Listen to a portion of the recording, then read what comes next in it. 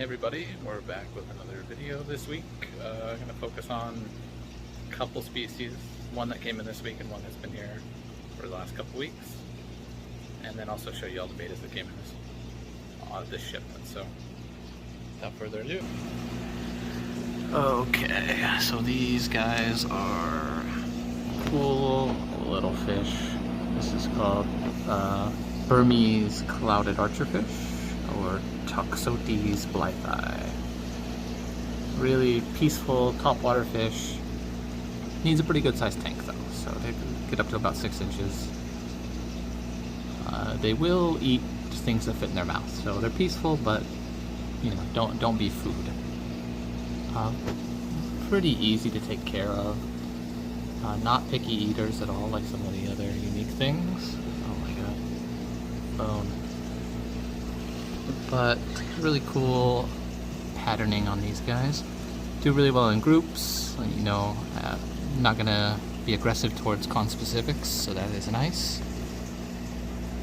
You need food that's gonna stay up top because they're not really gonna chase down into the water column so much. They get their name from their unique way of hunting in the wild. They actually spit water up branches to shoot bugs down like an archer. So you can mimic that in a tank if you've got like a particularly deep tank and you have the water level down. You could have food up on the glass and they'll actually try to shoot it down once they're used to it, or actually have insects up there.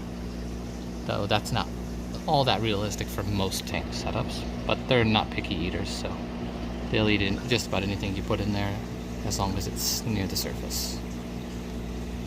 And then we will get to our next species here in 1 second. Alright, so next up we have a small Southeast Asian puffer called abei. The distributor calls this a leopard puffer, but nowhere else really seems to call it that. Doesn't seem to have a common name. But it is a little Mekong River puffer. Gets about 4 inches.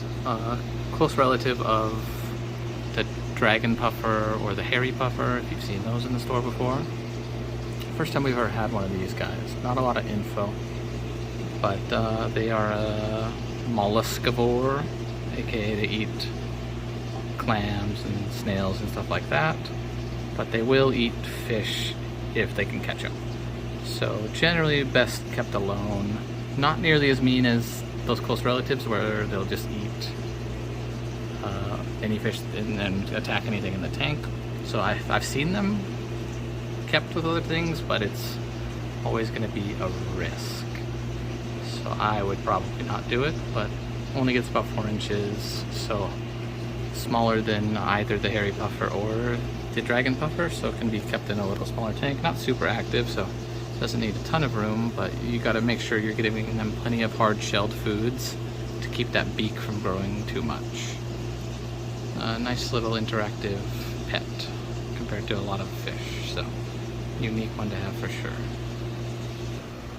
And last but not least, a quick rundown of the new betas this week. This is called a fancy dragon. Unfortunately, all the distributor had this week as far as fancies goes was plackets, so no big fancy half moons. This one is a koi. And another koi, I really like this one.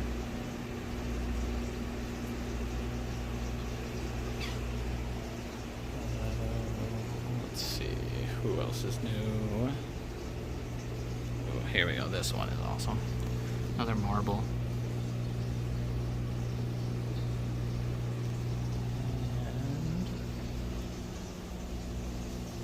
Another marble. Most of these are always nice.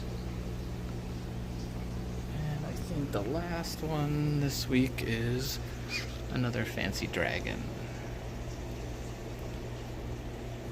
And then we also got some more basics like crown tails and veil tails. So that'll do it for this week. If you have any questions about any of the fish you saw in this video, just leave me a question or give us a call. And if you want to see anything in particular, either in store or in the video, just let me know and I'll see what I can do. Have a good one.